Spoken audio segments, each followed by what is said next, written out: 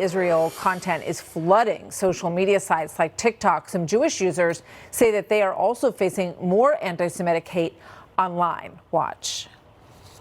The daily reality for Jewish content creators on TikTok includes death threats, endless threatening comments on posts, many just for being Jewish, and a barrage of harassment in all forms of TikTok-facilitated interaction.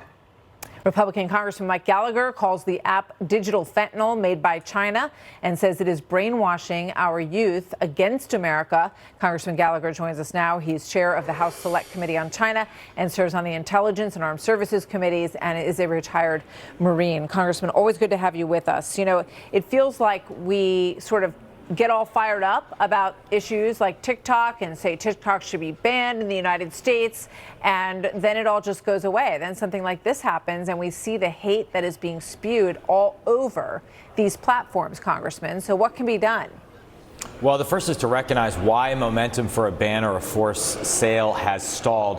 One is because the Senate effort to take action was too broadly drawn and was viewed as a grant of authority to the executive branch. The other is because TikTok has spent millions of dollars on a lobbying effort designed to lull members of Congress into inaction.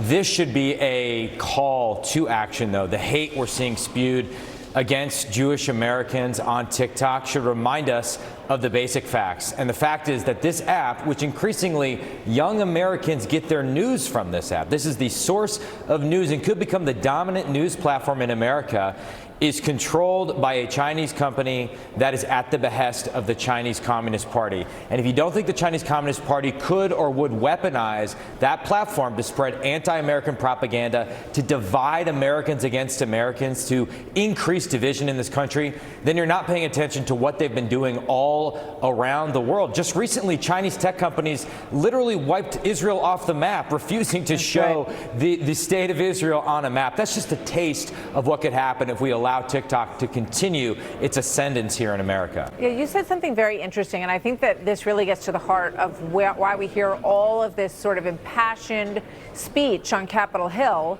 against things like TikTok, but then it disappears. And you talked about the millions of dollars that is spent in lobbying money. And does that money get traced right back to China? So is China using our lobbying system in this country in order to keep that app alive? There is no question that the Chinese Communist Party weaponizes the D.C. swamp against us. Just look at former members of Congress who now lobby on behalf of Chinese companies like Huawei or ZTE or Hikvision. The Chinese drone company DJI, we had a bill to ban its use for military purposes, and we had DJI hire active duty police officers to lobby members of Congress against it. It's disgusting. We have weak Foreign Disclosure Act laws. We have weak Lobbying Disclosure Act laws. Those need to be fixed. We have people that get around the FARA registration process. That's where something we just need to clean up our own house. Well, I'd love to see where that goes.